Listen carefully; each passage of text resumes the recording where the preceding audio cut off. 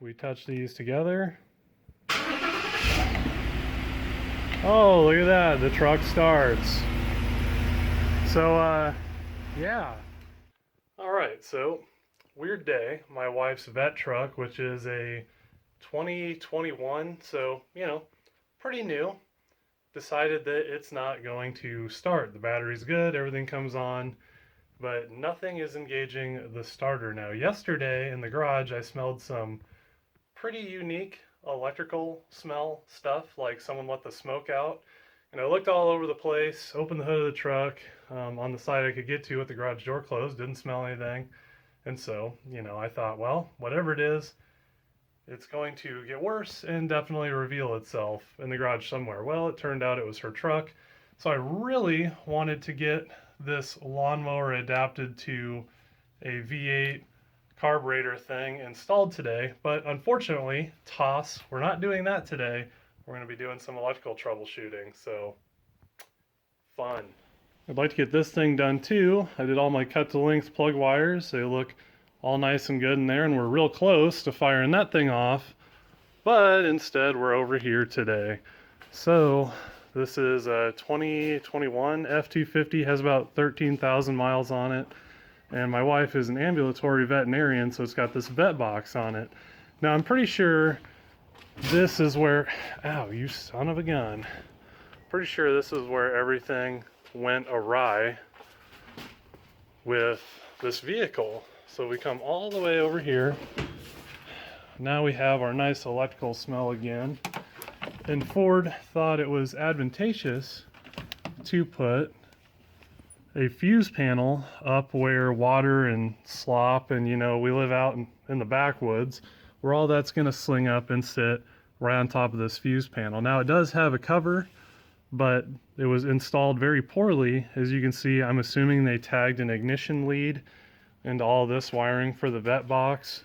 So now I'm sure if we're lucky we have a fuse blown somewhere, so we're just going to start poking around and see what works and what doesn't.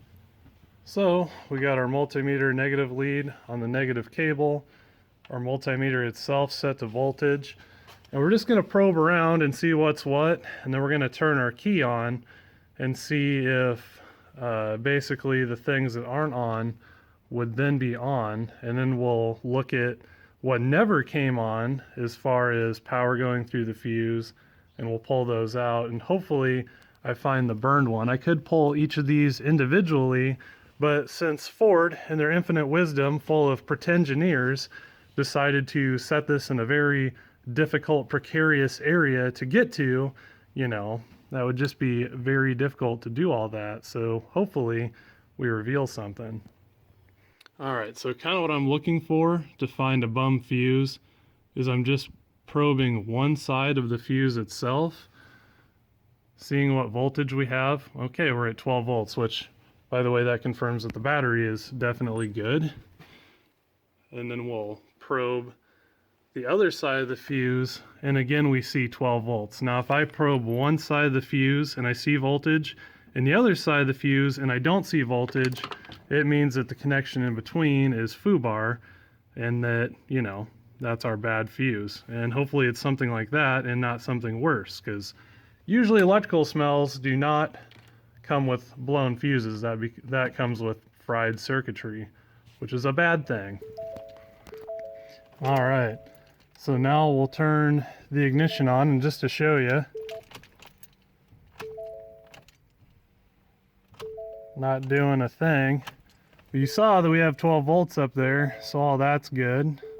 But now anything that's tied to an ignition source, that being that it's energized with the key on only, now we can go and probe around that fuse panel and see if there's anything squirrely there. And again, the reason I'm just looking at this specific area is because that's where the burnt smell is coming from. So unfortunately, the multimeter didn't reveal anything, at least in the sense of blown fuses. So now we're going to try our next thing, where I'm going to take the battery cables off of the vehicle and I'm going to touch them together. Now any capacitor, anything inside the ECM and all that should fully reset. And the reason I'm going to do that, and for making my own circuit boards, this is a process controls that converts a voltage signal to a 4 to 20 output. Basically, if you shunt something electrically, a lot of times the circuitry, the actual controller in the board, will get shunted such that it kind of locks it up. And so this is one way where we can pull the power and discharge everything and do a hard reset on the computer, and hopefully they designed it in a way that it protected itself from this scenario, at least to some degree. Alright, so since this has a ballot of 1,000 wires on it, including the folks, whoever installed that vet box, all their tomfoolery here, I guess this was the easiest way, is just to use a wrench to touch essentially the positive cable to the negative cable over there. So in theory, everything should be reset now. Oh yeah.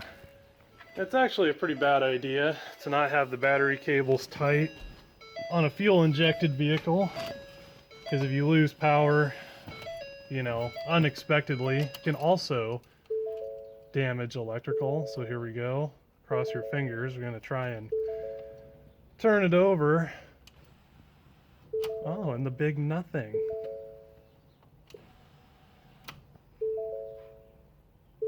Solid. This is not a good deal. And this is literally all because this ignition lead was tagged in here.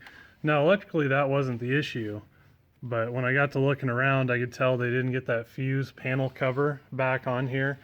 Now, on a separate occasion, we had something weird with this truck where, again, it was a rainy day the day before. My wife is, you know, bouncing through a bunch of muddy muck and big deep holes, splashing water up in the engine bay. Actually, she shut the vehicle off, took the key out, everything on the dash went off, but the engine didn't shut off. And so I didn't want to pull the battery cables, so I ended up pulling the intake tube and shoving my hand over the intake tube to shut it down. So, you know, we've had some issues, but being so intermittent, it's been hard to figure out. But, you know, once I obviously discovered this, it was pretty obvious what was going on, and they just didn't get the cover in, and all the water was ending up on top of this fuse panel, which is idiotically sitting flat where water can just get in it anyway, in a very bad spot in the wheel well. So, you know, now here we are. All right, this is a part of this whole deal that's going to get real banjo picking real fast. But my wife needs this truck this weekend, and in my opinion, this is a warranty issue, either on the truck, which not really, more so on the folks that installed the vet box, if you want my opinion. So with that, her still needing it, and everything else seems to come on, but it doesn't start, I'm going to crawl under it and see if I can't get a jump pack on the starter so she can use it this weekend. She left with my Jeep, and she's using another individual's vet truck, but she doesn't know where anything is in it, you know, so this is extremely important that she has this weekend. It's calving season, so, I mean, she is just hellaciously busy. This couldn't have happened at a worse time. So if I can get it started, I'll just tell her to leave it running all day, you know, so she can do her job. But yeah, this is the side of the show that I say definitely wouldn't recommend what I'm about to do, but hopefully it works. All right, so we got our trusty jump pack here. Here is our starter on our 5.0 Coyote engine. All right, so it's got the starter solenoid built into the starter, which I've always thought is a horrifically stupid design, but that's how they've done it for the last 30 years. Here's main power coming in, and then here is the trigger lead, which basically does its thing with the solenoid and engages everything, and the engine spins over. So if I can see what I'm doing here, of course it's super tight, but if I can get this in here and touch the solenoid lead, in theory the starter should work. Maybe.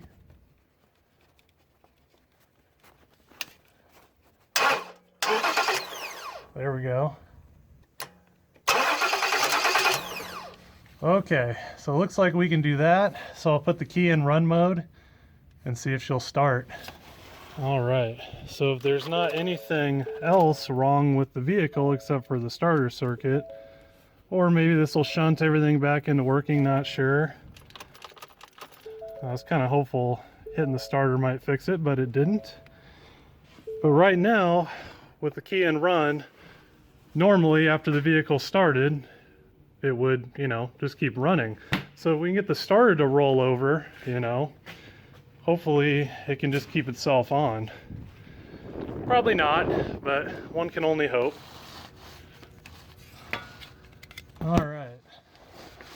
Thing should theoretically start laying right against the wheel, so super safe. Maybe. How about that?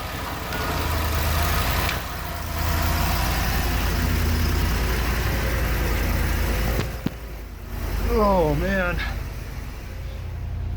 So something with the ignition circuit, at least as far as the starter is concerned, is foobarred. And it might be in the circuitry, the solid state stuff that he used to fire it. Because like I said, on a previous occasion when it rained a lot, my wife shut the vehicle off, the gauges all went out, and actually the engine kept running, and I had to put my hand over the intake to choke it and shut it off. Again, you never want to pull battery cables off a running engine that's fuel injected, because you can backfeed into a bunch of stupid stuff with the electronics and destroy them. So anyway, that is a running vehicle.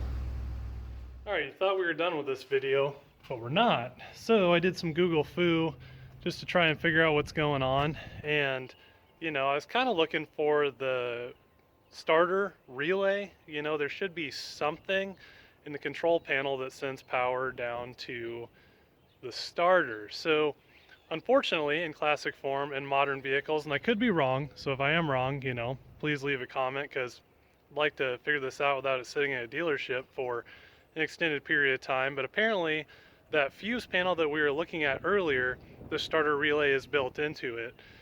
Now this is the fuse that goes down to the starter that's passed through from that starter relay, and it looks pretty nice and burnt. Now, one way you can check a fuse, and I couldn't check this one from the top because it's one of these weird encased fuses, because I don't know, it makes good sense to have a bunch of different types of fuses in a vehicle so you can't test anything, classic form.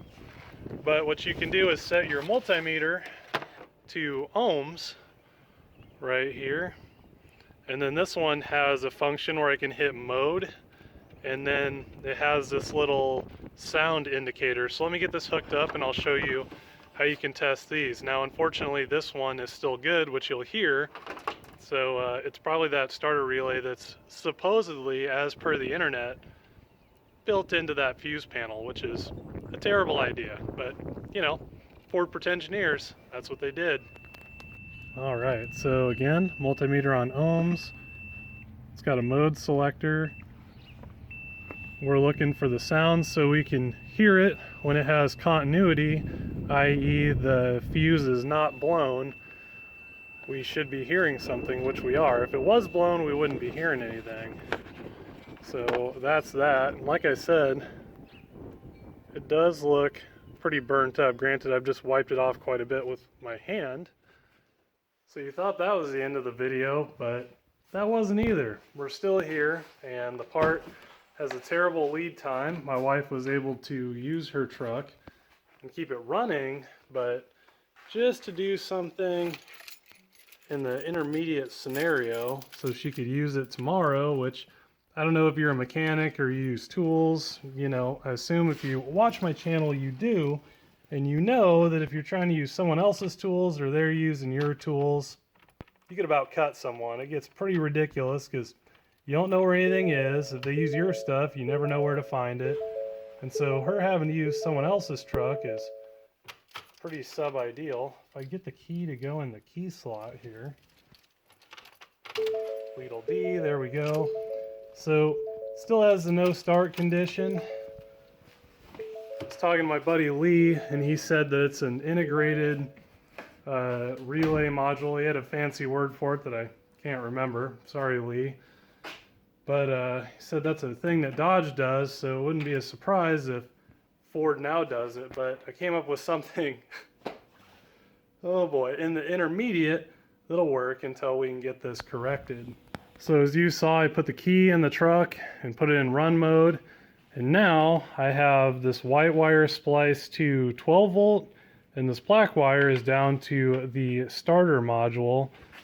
I got this little lever nut here that when you're driving around, you'd leave it on the 12 volt source so it can't ground itself to anything. But now we touch these together. Oh, look at that, the truck starts. So, yeah, so stupid. You know, if we have to continue on like this, I'll find the leads that actually go to the starter where the relay would have been. I'll put in an auxiliary external relay that could be used for the same function as the integrated unit, you know, therefore just creating a more legitimate bypass than this. But for now, you know, my wife can use her truck tomorrow. This is a rough time of year for her where she's real busy, and it's just pays dividends knowing where all your tools are, you know, and then you don't look like an idiot in front of people and you can go about your business like normal. So with that, thanks for coming along. Hopefully we get this fixed. If you know anything I don't, which is probably a lot since I normally work on classic cars, not so much this stuff, drop a comment and let me know what might be going on. So thanks for coming along. Catch you guys later.